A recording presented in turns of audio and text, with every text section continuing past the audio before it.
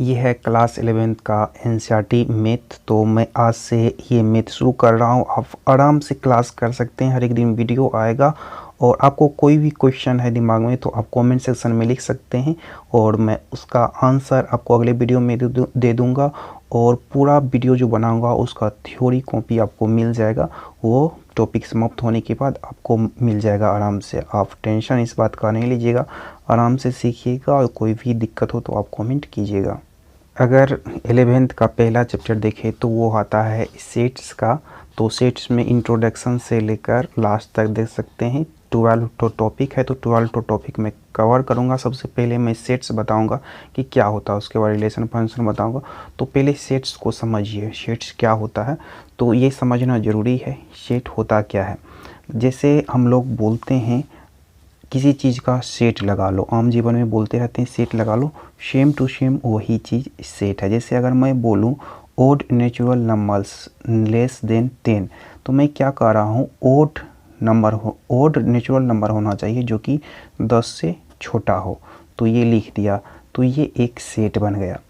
तो सेट का डिफिनीशन होता क्या है एक्चुअल में, set should be well defined. कोई भी सेट जो होगा वो वेल डिफाइंड होना चाहिए। अगर डिफाइंड नहीं है तो वो सेट नहीं होगा।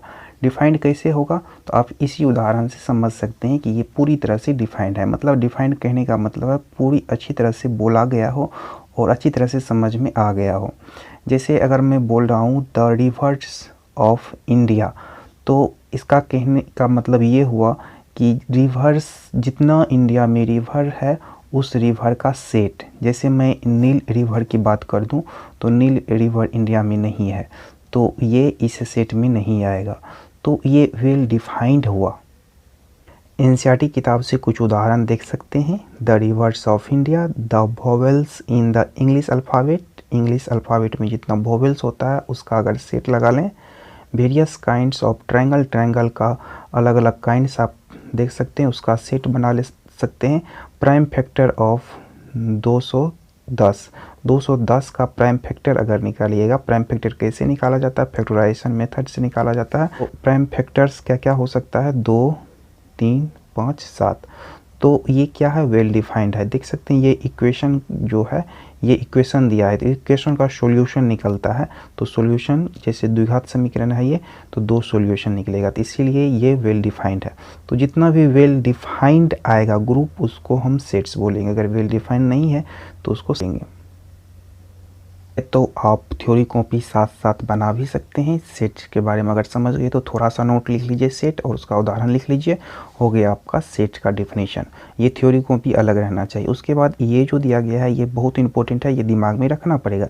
जैसे कैपिटल एन लिखा रहेगा तो इसका मतलब क्या होता है, the set of all natural number. जितना नेचुरल नंबर होता है उसको हम कैपिटल एन से डिनोट करते हैं। जेड अगर लिखा रहेगा कैपिटल, तो the set of all integers, मतलब जितना भी इंटीजर्स है उसको कैपिटल जेड से डिनोट करते हैं। Q, the set of rational number, rational numbers को क्यू से डिनोट करते हैं, कैपिटल क्यू से।